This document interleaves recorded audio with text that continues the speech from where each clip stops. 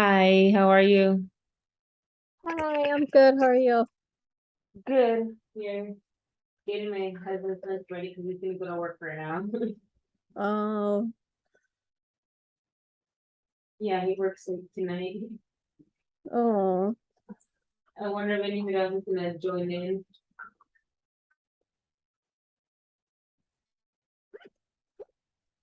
How's your day? good. And I had to go to the office today because I'm part-time and they don't pay me for holidays. So Oh, usually okay. I'm in the office like Monday, Wednesday, but I had to go in today to make up for Monday. Oh, okay. Yeah. Yeah. Where do you work if you don't mind me asking? I actually have two part-time jobs. Oh, okay. Is this recording? Oh, it is. Yeah, Okay. you want me to, I can start recording it. Yeah, yeah, because I'm Yeah. like, um, so the two documents that I put. The first one is just the questions for study group. So throughout the week, if you have any questions, you just type it down under whatever module we're on. And then during the study group, we'll go over the questions. And then the second one is the pretest questions that we took like the first semester, or not the first semester, I'm sorry, the first week. The first week of, The first week. And if by chance, we're on a week where we're talking about like types of communication disorder or whatever, and you're like, wait a minute, I think this was a question in the pretest. If you just like, I don't mind if you guys go in here and like type out the answer and just let us know, like, hey, I found the answer for, let's say, question 4. Like, I know what type of lisp it is. And that way we could see it and we're like, oh yeah, you're right, like this is a list where you're like, oh, I think it's this type of list, can someone like check if it's right? okay. Yeah. Okay, so if there aren't any questions for this chapter, do you just want to go over the read and review questions? Yeah, I think that's a Yeah, good idea. I think that's a good idea. So that way we could keep it short, and if anybody else has anything else to do, we could get it done. Mm-hmm. Yeah, short and sweet's always good. Short and simple. Agreed. Yes. So the first question is, how do we perceive sound? So do you remember the video, the animated video that she showed us? Yeah, I do. So Yeah. basically we have to know that. It's that question. But Oh, so it's like a literal, like how our ears perceive sound. yeah, but yesterday Kathy kind of like shortened it for us, where it's first it's a mechanical process, and then it's a sensory neural process, and then an auditory nerve process. So the mechanical is like the outer ear, and then the sensory neural is like the middle ear, and then the auditory nerve process is like the inner ear. Oh, that was sweet and simple. Yeah.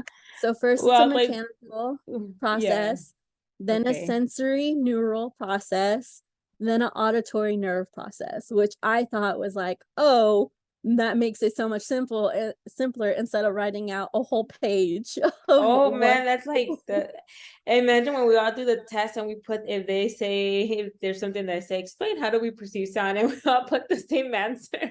Yeah, everyone just I puts like this simple. I mean, I'm sure she doesn't want it to be that simple, but if you're looking for simple, then I guess that answer would be the simple I one. mean, that should be But simple. I mean, yeah. yeah, as long as you understand the video, so like ear comes in through the outer ear, and then like the eardrums vibrate the three bones, which is stapes, incus, Sleepy's, yeah. and I forgot, starts with the M. Manicus or something like Minique. that. Yeah, something like that. And then like it vibrates those bones, and then I guess it goes into the cochlea, and then the hair, and Oh then the my whole hair God. cell process. Yeah. As if you watch that video a few times, I watched it a good 3 times, and then I was able Did to she like do like explain it. okay. But yeah, just that video. I it I'm pretty sure like watch it a few times and and you'll be able to understand it I a can't lot. Like I said. remember. I can't remember that one's gonna be in that question's in the test. Mm. I can't. I think it is gonna talk about from if I can remember more about like since the type of conductive hearing, since no hearing, and I think mixed hearing. Yeah, I think those for sensory sure. neural Sensor, hearing. yeah, I think those for sure are gonna be in the test. Oh yeah, because it's one of the questions right here where it's like most common types of hearing loss and then most common causes of those hearing loss. We'll go Yeah. over that a little later, but yeah, the animated video, literally watch it like 3-4 times. You'll be able to explain it in your own words by like the 4th time. Okay, that makes more sense. But that one makes it like very easy to understand. Now we have to find a way to explain it ourselves, just how you kind of said it. Perfect. Yes. Okay, so the next one, deafness versus hard of hearing. So deafness is a profound, and hard of hearing, they're able to hear more than the deaf, but their hearing sounds vary to a certain degree. So deafness is profound, and then hard of hearing is they're able to hear more than deaf, but they only hear like a vary of Like sounds, like very certain sound like probably like very far, yeah. like very like they're probably they kind of have to do like lip reading or Yeah, they might have to do a little less lip reading than those who that. are deaf.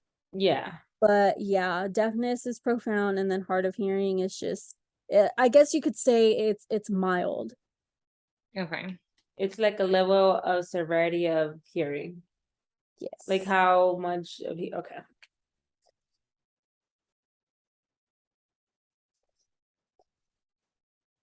You know how they were talking about like the decibels, like the dB? Yeah, Yeah. the DVA. Yeah, and you know how it's like if it's 91 or more, that's profound loss. Think Yeah. that of as deafness, and then like let's say 26 to 40 or 41 to 55 is like mild to moderate. Like yeah, mild to moderate. And So what's think an of it, okay? yeah. Okay. Do you So I think that we need think to memorize those? No, we don't. I mean, if you no. want to, so that way you're like to define like deafness versus hard of hearing, go for it. I feel like she would appreciate it, but we don't really have to know the decibels, like the range of decibels.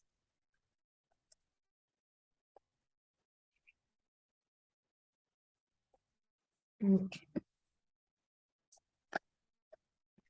Okay, that one's easy enough then. Okay. So then the next one, most common types of hearing loss in the pediatric and adult population. So basically, it's what are the 3 hearing losses in both children and adults, which all 3 of them are the same, which is conductive, Sensory, sensory neural, and mix. So conductive is damage to the outer middle ear, sensory neural is damage to the inner ear, the cochlea, and the auditory nerve, and then mix is when both sensory neural and conductive are both present at the same time.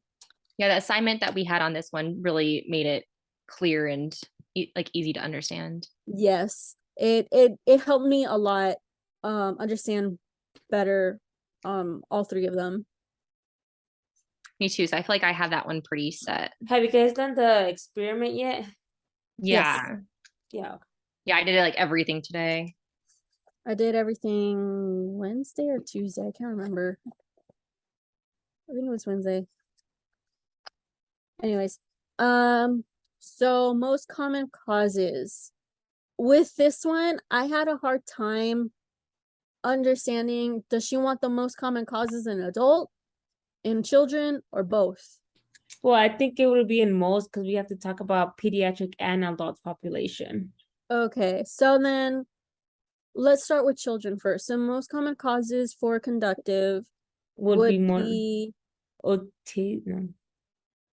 Otitis media. Yeah. The Yeah. otitis media. Okay, I was right. Yes, you were right. I'm just like, I you looked got it it, up you got earlier it. how to pronounce it because I was like, is it otitis? Otitis media. I was gonna say otitis media, but I was like, wait, I wasn't sure. I was like, am I gonna say it right? Is it the correct answer? Yes. I think it is. Otitis media is the middle ear infection. Another one is wax up, like the wax built up, where wax builds up in your ear. Another one is underdevelopment or missing. Oh God, I'm pronouncing this wrong. Otitis or something. Oscules. Oh, is that like the tube thing? The Oh, the oscules are the 3 bones. Oh, okay. Yeah. And then the other one would be malformation in the outer and middle ear. Okay, and then but also sometimes foreign bodies. Mm-hmm. Oh, Oh my God, yeah, I need and to like get something else to remember. foreign things that, you know, kids stick up their ears, unfortunately. Yeah. Yeah, So tell me about that. Yeah. conductive hearing for the common causes of conductive hearing in adults. Same thing, wax built up, foreign objects in the ear. I don't know. I think this was in the book or in one of the slideshows where one of the ladies, one of an elderly lady, she has dementia, and apparently she was changing the battery to her hearing aid. Oh God, it went down her ear. Yeah, it went down her ear. So unfortunately, that is still a cause for adults as well. Still a possibility. Yes. Oh, so for well, yeah, an object in the ear. That's crazy. Yeah. Yeah. The again, the ear infection, but it occurs less frequently with us than with kids. Damage to the outer and middle ear. So like if you have head trauma, that's another cause. And then another cause is abnormal bone growth, or the bones start to deteriorate, or your cochlea starts to deteriorate, because as we get older, unfortunately, our body starts to give up on us. Yeah. Little by little. So those are all the causes for adults for conductive. Next If one. it cuts us off, we just go back at it. Oh yeah, it's gonna cut us off in 10. I'll try to be quick. I was gonna say maybe we'll finish before then. Sensory neural damage for children. With Wait, this did we one, say did we went to social emotional? no, we're still defining the characteristics of the hearing losses. Okay. Yeah, Oh, yeah. okay. I thought it was the most common Or cause. yeah, The most common causes. causes. Oh, okay. Yeah, so we're doing the most common causes for Oh, conductive okay. Yeah. sensory. So then sensory neural for kids. So it's the most common type of hearing loss in children. It is the damage to the cochlea or the auditory nerve. Let me see, cause and risk factors. So for this one, it kind of took me a while to understand. So for this one, for a child to develop sensory neural damage, it's either like how is the pregnancy? Like, was there any difficulties during the pregnancy? How was the birthing process? Was there any difficulties in the birthing process? How is the child's health after birth? Any exposure to medications that are toxic to the ear? Yes, I did remember reading that part. Genetics is also one, and diseases, like with Heller, what's her name? Helen Keller? Yes, her. She developed a disease and she became deaf. So that's one of the causes for children. Wait, are we talking about sensory neural right now? Yes. Okay.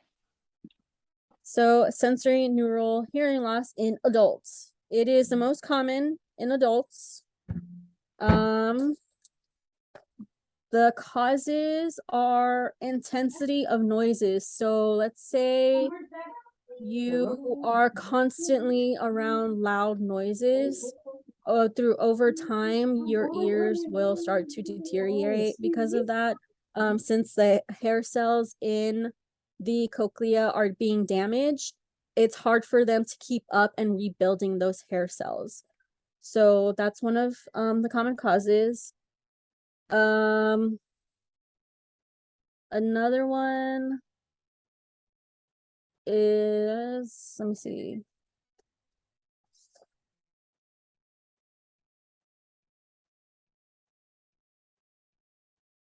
Oh, person may experience recruitment or tinnitus.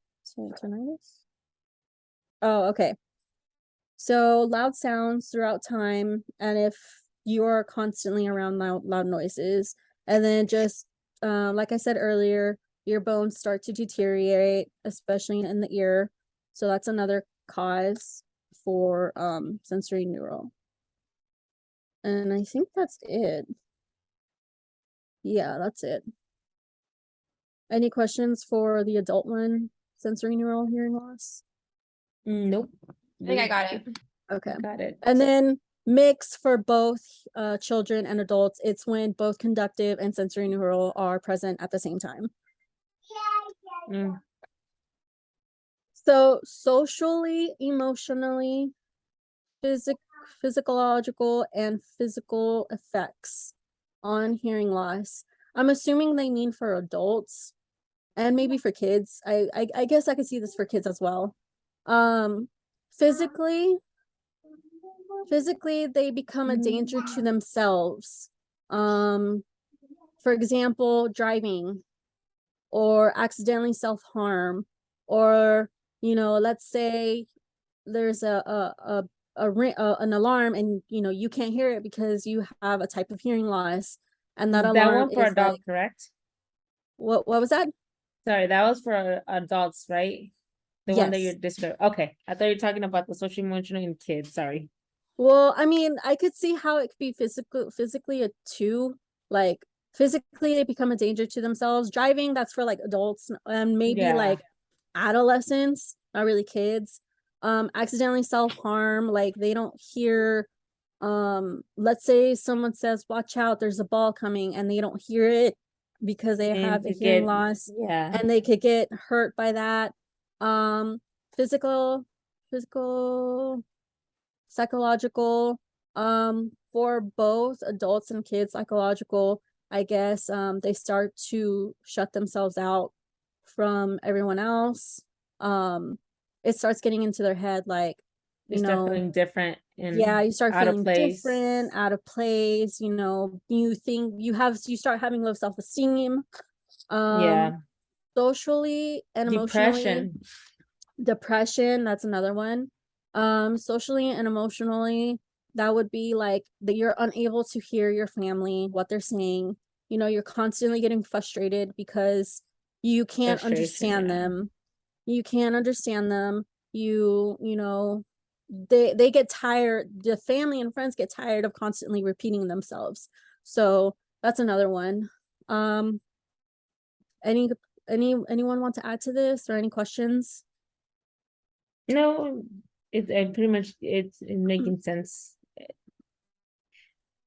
Okay. Yeah, So it makes sense for both adults and children, like you said. okay, cool. Okay, so I'm gonna skip real quick effects on speech and language, and I'm gonna go straight to central auditory processing disorder. So the one thing that it helped me reading the book, the difference between hearing loss and auditory processing disorder is that hearing loss, they're unable to hear the message. They're unable to hear any sounds around them.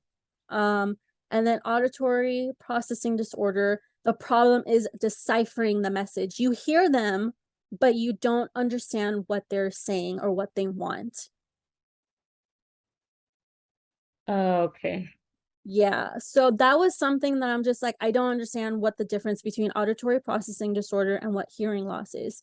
So when I read it in the book, I'm like, oh my God, that makes 100% sense. So yeah, auditory processing is probably problem deciphering a message. It's also the problem is area of the brain that process auditory information.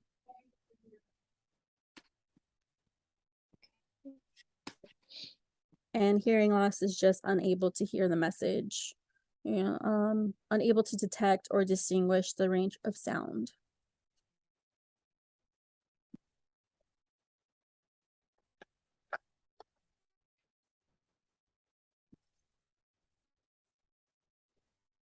Okay, so we have like 2 minutes until it kicks us off. Do you want to like exit this and then come back to it before it Yeah, kicks that us way off? it doesn't, yeah, that way it doesn't not kick us out before and we're not like, okay, we'll And exit it and then come back. Since I'm not on my phone, I have to like type in the whole URL. So if I have to do that again, I probably won't come back. If you click if you just click the link that I sent on the group, it should just automatically let you in. I'm on my laptop though, not my phone. Oh, what I did, Hannah, real quick, I just copied and pasted onto my email and I saved it as a draft. Oh, And that's a then I smart went- idea. Okay. Yeah, so that's easier because I'm like, how the hell am I supposed to get it if All right, that's a good if idea. it's on the phone? Yeah. So okay, I'm gonna exit and then let's come back. Okay. Okay, sounds good. Okay. Bye. Bye.